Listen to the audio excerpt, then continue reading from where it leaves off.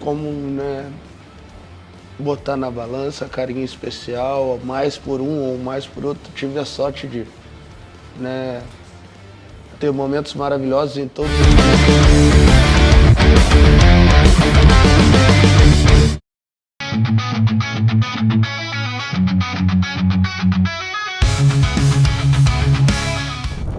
Sejak kali pertama timnas Indonesia beraksi di Piala Dunia 1938 dengan nama Hindia Belanda, Patrick Kluivert adalah pelatih ke-41 yang menangani tim Garuda.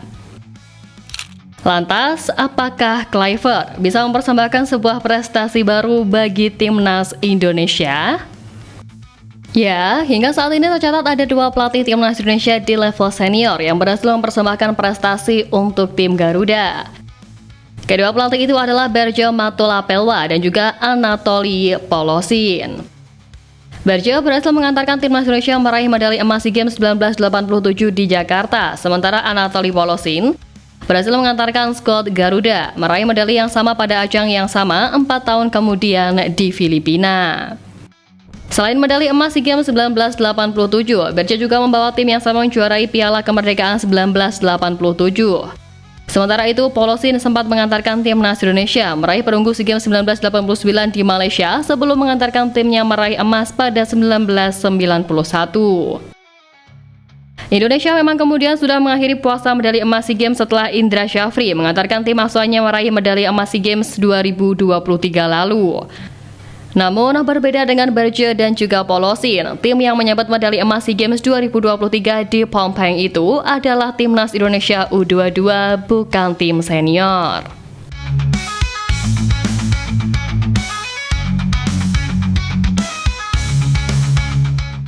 Nah, di level senior dalam beberapa waktu terakhir ini, jika bicara soal trofi sebagai ukuran dari prestasi, tentu saja Sintayong yang memimpin timnas Indonesia selama 5 tahun terakhir, mulai dari akhir 2019 hingga awal 2025, akan dinilai tidak memiliki prestasi.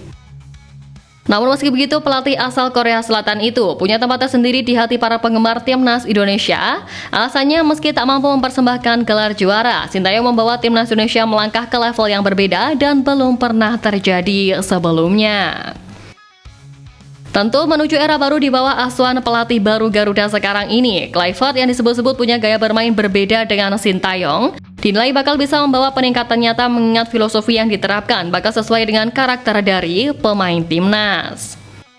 Ya, Kluivert sebagai penganut filosofi bermain Johan Cruyff mengaku ingin setiap timnya termasuk timnas Indonesia memainkan sepak bola ofensif.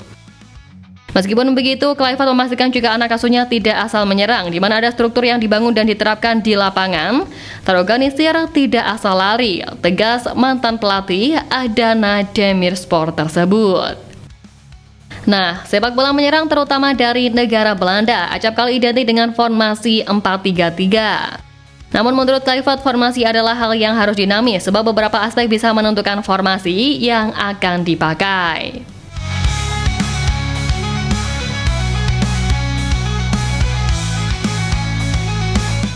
Tentu menilik semua itu apalagi melihat bagaimana komposisi skuad Garuda saat ini yang banyak dihuni oleh para pemain dari Liga Eropa.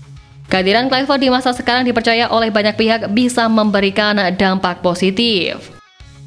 Para pakar sepak bola, media-media internasional yang sering membahas soal bola dunia, bahkan sampai tokoh legenda Brasil Ronaldinho juga seakan percaya pada Kluivert yang akan memimpin timnas Indonesia ini. Ya, Ronaldinho diketahui menaruh harapan besar terhadap sepak bola Indonesia, di mana mantan pemain timnas Brasil itu mendorong sepak bola Indonesia harus terus berbenah dan juga ingin segala aspek terkait sepak bola di tanah air terus diperhatikan. Mengetahui seluruh tim kelompok umur timnas Indonesia yang berhasil lolos ke putaran final Piala Asia, mulai dari skuad Garuda U17, U20 hingga tim senior, lantas juga membuat Ronaldinho yakin masa depan sepak bola Indonesia akan cerah. Saya percaya sekali dengan sepak bola Indonesia karena banyak orang baik di sini.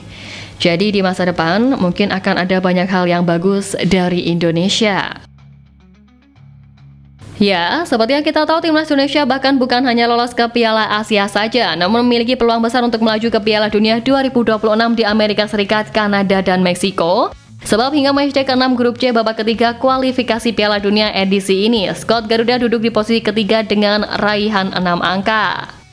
Tentu dengan hanya terpaut 1 poin dari Australia di posisi kedua atau batas akhir tim yang mampu lolos otomatis ke Piala Dunia 2026. Sekarang harapannya prestasi sepak bola Indonesia terus berkembang dari tahun ke tahun.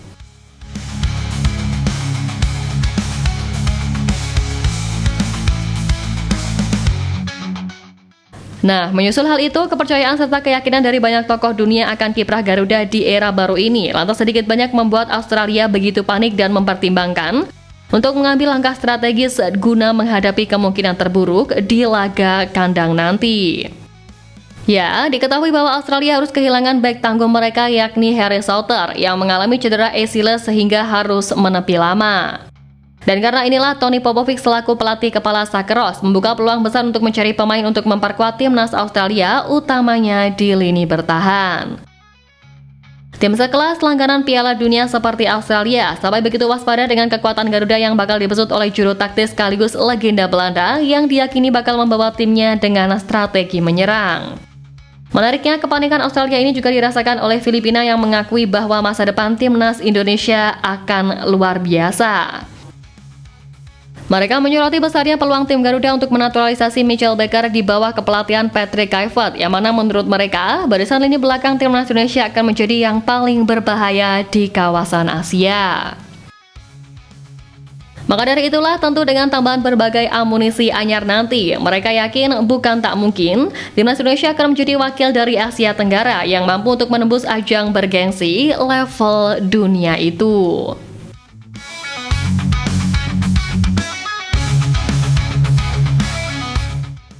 Ya, terlepas dari apapun, kita serahkan saja semuanya kepada PSSI dan juga pemerintah. Mudah-mudahan proses oleh Romani, Jerry De Wolf hingga Mitchell Baker semuanya diberikan kelancaran. Karena kalau mereka udah bisa bergabung, tentu saja probabilitas kita untuk menang juga jadi jauh lebih besar. Ya, sekali lagi perlu diingat juga kalau Australia kehilangan 2 bek andalan mereka yakni Harry Souttar dan Alessandro Kirkati karena cedera panjang. Sedangkan saat melawan Bahrain kita main di GBK yang kata orang-orang Bahrain seram abis. Tapi ya itu pun kalau mereka berani datang, kalau enggak ya udah, kita mah nggak rugi, dapat gift point plus hemat tenaga. So, kita nantikan aja perkembangannya ada, karena sebagai fans pun kita mau yang terbaik dan gak ada hadiah terbaik dari sebuah permainan sepak bola selain kemenangan. Maka dari itulah mudah-mudahan 6 poin bisa didapat, amin. Lalu saat menjamu Cina di GBK nanti, kita bisa merayakan kelolosan ke Piala Dunia andai di laga tersebut juga bisa menang. Sehingga pas lawan Jepang nanti, pressure itu nggak terlalu tinggi datangnya.